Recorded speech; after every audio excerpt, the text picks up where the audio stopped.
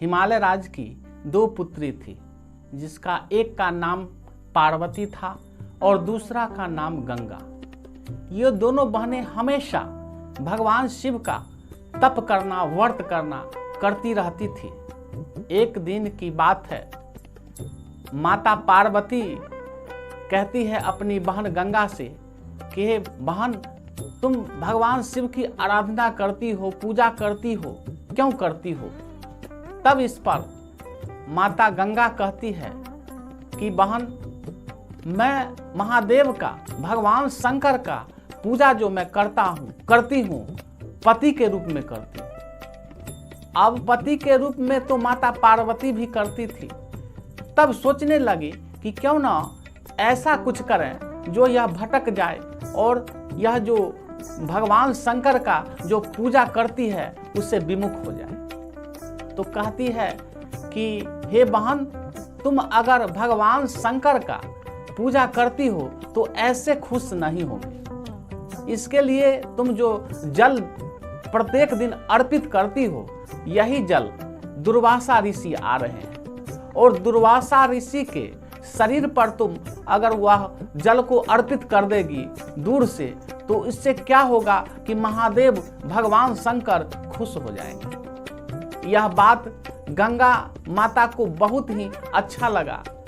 कुछ देर के बाद वही दुर्वासा उस रास्ते से आ रहे थे, तो उसी जल को जो है सो दुर्वासा ऋषि के शरीर पर माता गंगा फेंक देती है। फेंकने के बाद दुर्वासा ऋषि काफी क्रोधित हो जाते हैं और कहते हैं कि हे गंगे, तुम हिमालय राज्य की पुत्री होकर के और अशिष्टता का व्यवहार करती है, मैं तुम्हें श्राप देता हूं कि तुम जल बन जा।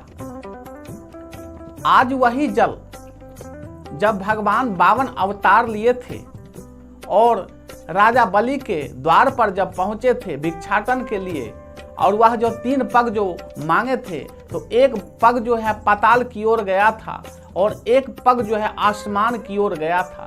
तो वही आसमान की ओर जो पग गया था उसी को ब्रह्मदेव जो है सो उनका पैर को धोए थे और वैसी जल को अपने जो है कमंडल में रख लिए थे। वही गंगा है और वही गंगा भागीरथी गंगा जो हमारे देश में, भारत देश में बहती है।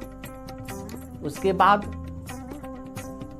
गंगा कहती है कि हे ऋषि, आप तो हम पे क्रोधित होकर के श्राप दे दिए, लेकिन इसमें जो है हमारी बहन है उसका हाथ है, क्योंकि वही हमको यह सिखाई थी ऐसा करने के लिए। और आप तो त्रिकालदर्शी हैं, इस चीज को आप देख सकते हैं। उसी वक्त दुर्वासा ऋषि जब ध्यान करते हैं तो सारा कहानी उनको पता चल जाता है और उसी वक्त कहते हैं कि हे पार्वती, तुमने हमारे साथ छल किया, इसलिए हम तुम्हें श्राप देते हैं कि तुम्हारे उदर से एक भी संतान नहीं होगा। शिव के साथ तुम्हारा विवाह अवश्य होगा, लेकिन संतान नहीं होगा।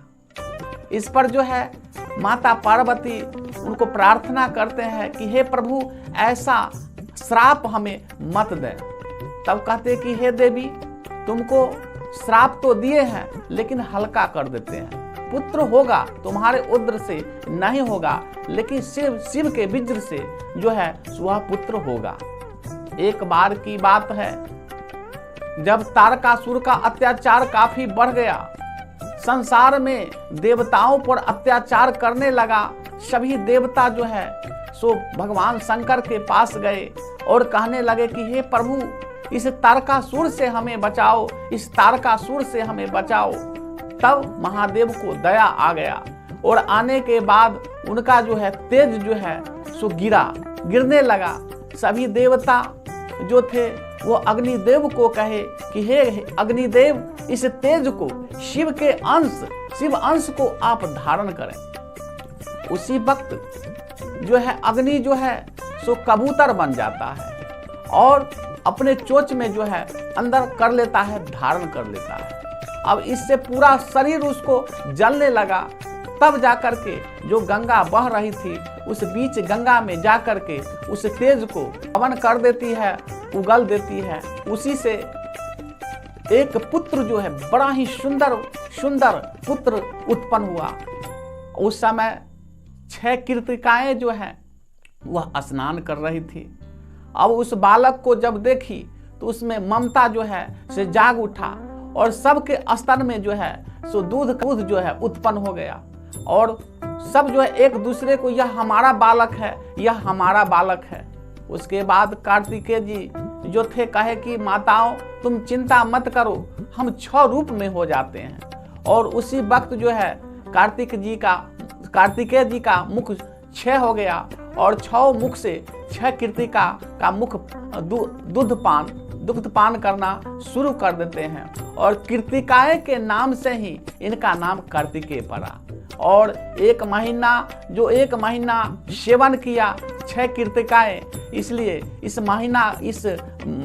महीना का नाम पड़ गया कार्तिक मास। बंधुओं, जब यह बात माता पार्वती को पता चला कि भगवान शंकर का तेज जो है वह कबूतर जो है ग्रहण कर लिया था, उसी वक्त माता पार्वती श्राप दे दी कि हे अग्निदेव, हम तुमको श्राप देते हैं कि हमारा जो है पति पत्नी का जो मिलन होता और उससे पुत्र होता, उससे संसार का कल्याण होता, लेकिन तुम ऐसा नहीं होने दिया। इसलिए हम तुम्हें श्राप देते हैं कि अग्नि में जितने भी दुनिया का हर एक सामान देने के बावजूद भी वह जल जाएगा, चाहे कीट हो, पतंग हो, कुछ भी हो, डालेगा तुम ग्रहण कर लेगा।